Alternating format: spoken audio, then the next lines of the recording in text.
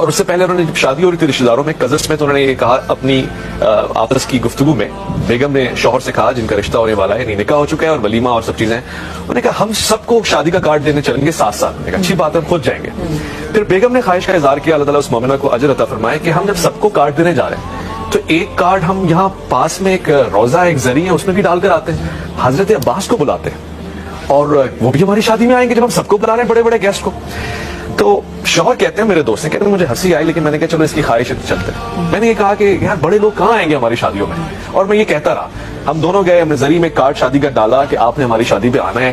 شادی ہو گئی، تقریب ہو گئی، معاملات ہو گئے. کہنے لگے 2 ہفتے بعد میرے ایسی خیال آیا، میں نے بیگم کو چھیڑا. میں نے کہا ہاں بھائی، آپ کے وہ بڑے سرکار نہیں آئے شادی میں جن کو آپ کارڈ دینے کے لیے گئی تھی؟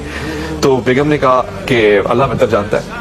وہ چلی گئی، تہجد گزار تھی، نماز شب پڑھتی تھی. کہنے کہ میں سویا اور زندگی میں پہلا خواب مجھے آیا، اور وہ خواب ایسا تھا کہ میرے رونگٹے کھڑے ہو گئے. خواب میں جس شخصیت کا ہم ذکر کر رہے ہیں، سیدنا حضرت عباس اخل حسین، وہ میری آنکھوں کے سامنے، اور مجھ سے کہہ رہے ہیں کہ تم ہمارے چاہنے والے، تمہاری بیگم ہماری چاہنے والی، اور ہمیں کچھ بلائے اور ہم نہ آئے اور ہمارا چاہنے والا ہو. باخدا ہم تمہارے دعوت نامے میں تیار ہوئے، آمادہ ہوئے اور چل کر آئے، مگر تمہاری شادیاں اس طرح کی تھی کہ ہم آ سکتے؟ ہم پوری شادی کی تقریب میں باہر کھڑے رہے، وہ ڈھول، وہ تماشا، وہ گانے، وہ فحشاء، یعنی وہ چیزیں، ہم صرف تمہاری محبت میں آئے اور دروازے پہ کھڑے رہے. لگ رہا تھا کہ ہم دربار یزید میں آ گئے. گویا ایسی شادیوں میں ہمیں بلا کے تم نے ہمیں عزت دی، یہ اپنی